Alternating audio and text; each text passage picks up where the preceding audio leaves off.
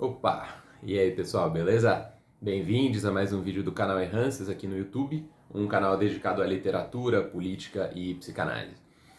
Eu sou o Will Franco e esse aqui é um vídeo de opinião, onde a partir de alguma leitura, alguma impressão, alguma conversa, eu tento abordar um tema que me ocupa o suficiente para que eu tenha essa ousadia de publicizar uma opinião minha a respeito.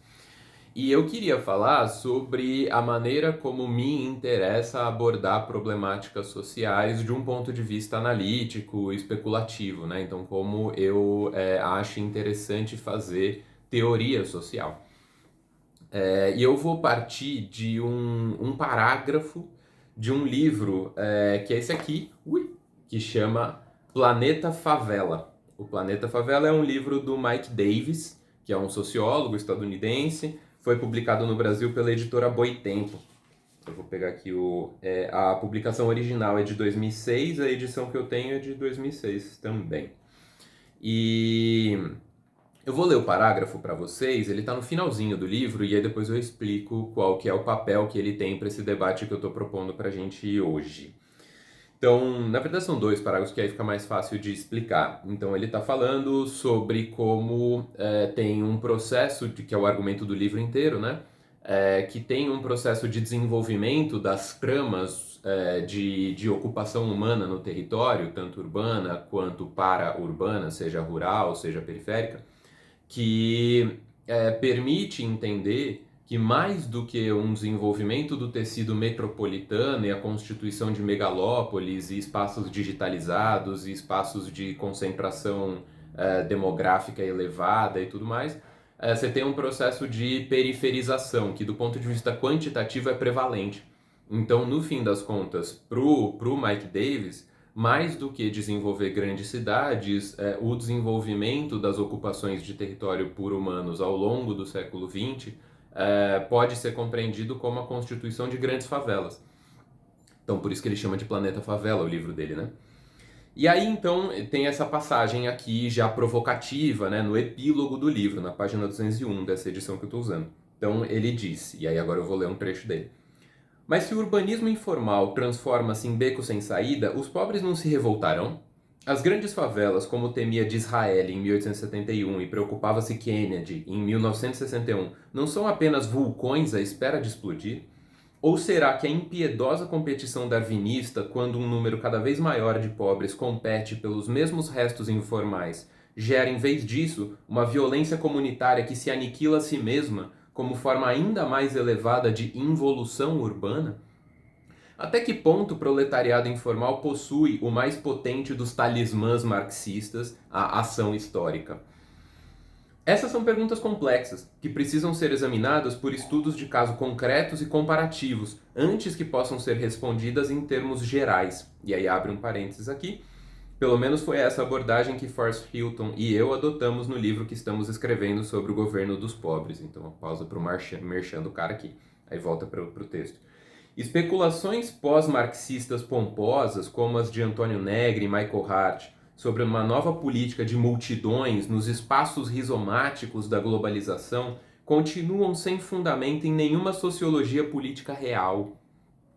Até dentro de uma só cidade, a população favelada pode apresentar variedade enlouquecedora de reações à privação e à negligência estruturais, que vão das igrejas carismáticas e cultos proféticos às milícias étnicas, gangues de rua, ONGs neoliberais e movimentos sociais revolucionários. No entanto, se não há um tema monolítico nem uma tendência unilateral na favela global, ainda assim há uma miríade de atos de resistência. Com efeito, o futuro da solidariedade humana depende da recusa combativa dos novos pobres urbanos a aceitar a sua marginalidade terminal dentro do capitalismo global. Tem um ponto que me interessa aqui, que é o posicionamento estratégico do Mike Davis dentro de um campo de debate que dura muitas décadas já, que é se a teoria social deveria privilegiar o que se chama de macropolítica ou de micropolítica.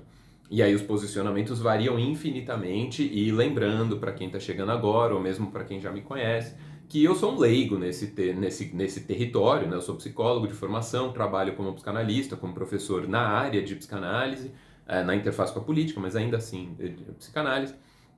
Então, tudo que eu vou dizer aqui é importante que seja substanciado para quem quer que seja que pretenda se aprofundar no tema, né?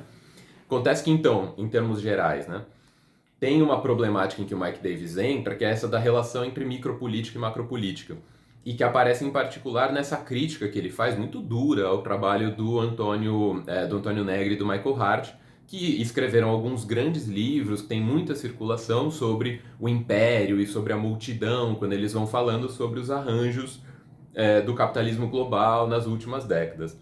E o lance do Mike Davis é que ele fala, olha, esses estudos, eles podem ser muito pomposos, eles são muito bonitos, mas eles não são pautados em nenhuma teoria política real. O que ele está querendo dizer com isso? Que são estudos especulativos num sentido abrangente, que eles fazem abstração a partir de realidades que são depuradas de contextos específicos.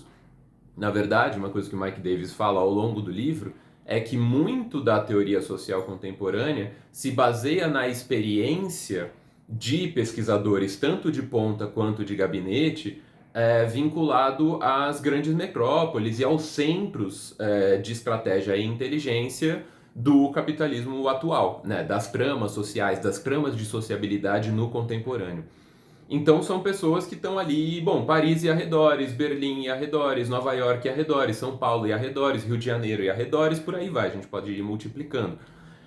E aí, nesse sentido, o que o Mike Davis aponta é que existe um certo risco de a gente centralizar no tecido urbano e nos grandes centros do ponto de vista da configuração dos estados-nação, perdendo de vista algumas discrepâncias que esse arranjo pode ter quanto ao arranjo efetivo do ponto de vista do que ele chama de casos concretos. E aí o que ele está falando aqui é particularmente na relação entre o centro e a periferia.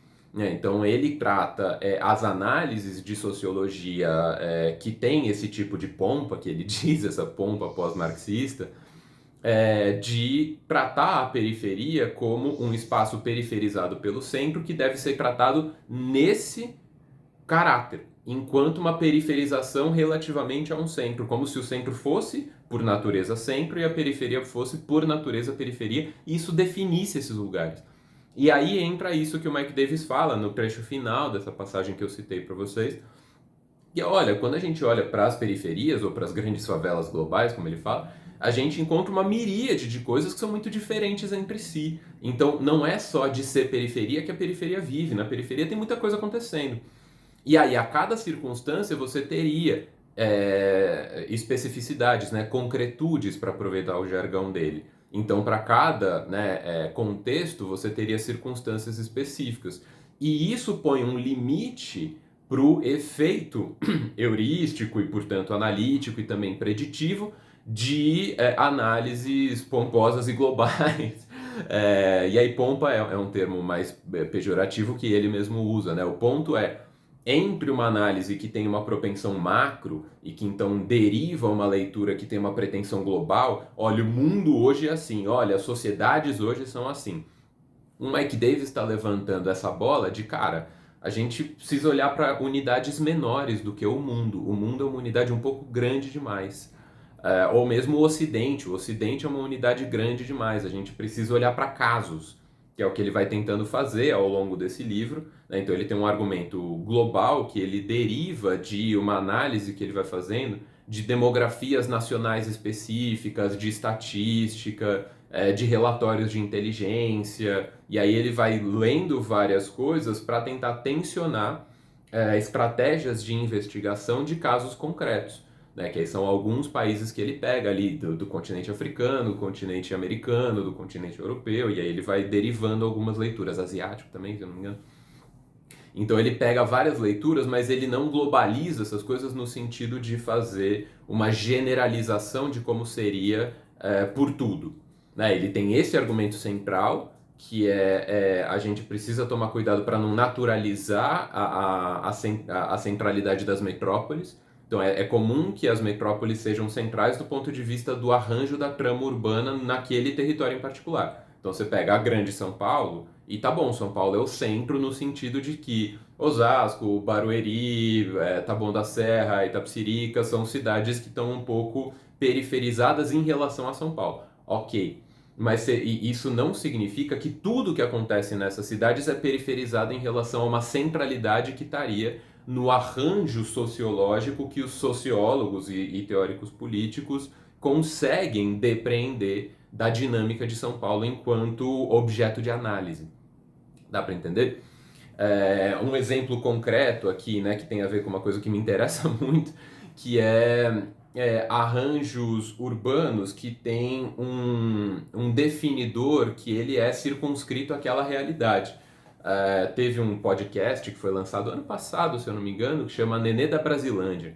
É um documentário muito bacana e é um podcast, né, em 8 episódios, se não me falha a memória.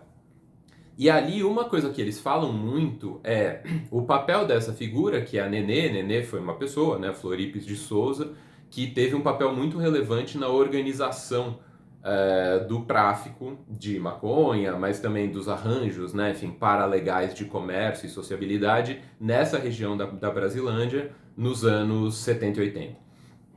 E aí, uma coisa que eles falam é, olha, agora, 2021, a gente entende que a Nenê ainda é uma figura muito decisiva no imaginário aqui da Brasilândia. E eu acho essa frase muito instrutiva para entender o tipo de bola que o Mike Davis está levantando, ainda que eu não compre totalmente o argumento dele, já vou falar disso. O que eu acho importante dessa sacada, né, que levantam ali nesse podcast documental, é que a Brasilândia tem um mobilizador que ele é particular e que envolve o imaginário dessa figura que teve um papel nos arranjos sociológicos aqui. Então, a Brasilândia faz parte de um regime periférico de São Paulo que tem essa particularidade. Outros espaços vão ter outros arranjos. Outros arranjos no sentido de que você tem outras figuras históricas compondo um certo imaginário popular, dispondo os jogos de força, então tem coisas que são mais aceitas ou menos aceitas, coisas que são colocadas do lado de fora do imaginável ou que são colocadas dentro do campo do imaginável. E aí você tem disputas que acontecem em vários termos, né, em cada micro-região, por assim dizer. E aí então, quando o Mike Davis faz essa denúncia, né, das análises pomposas, que elas não estão baseadas em nenhum tipo de estudo de teoria política concreto, eu acho que ele se emociona um pouco, acho que isso não é exatamente verdade, eu acho que existe estudo de teoria política concreta por trás dessas macroanálises, mas eu acho que vale a pena olhar para essa problematização que o Mike Davis faz, que é a gente precisa conseguir articular leituras globais com circunstâncias locais. E a gente precisa conseguir, do ponto de vista cronológico, essa é outra tensão, a gente precisa conseguir articular a leitura de grandes movimentos com conjunturas em que os movimentos são mais curtos, porque você está fazendo uma análise mais breve. Então, uma coisa é as dinâmicas de poder no Brasil ao longo, né, de um período que a gente pode rastrear até 1889, se a gente quiser. Então, a gente tem quase um século e meio de história com grandes tendências. A gente está agora na Terceira República, a gente tem um arranjo herdeiro do coronelismo, a gente tem uma coisa do café com leite, a gente tem um varguismo importante, uma renovação das figuras carismáticas, blá blá, tudo isso, ok. São grandes forças, mas a gente precisa conseguir articular isso com leituras que estão focadas em arranjos que são circunstanciais e que, portanto, são tiros curtos de análise.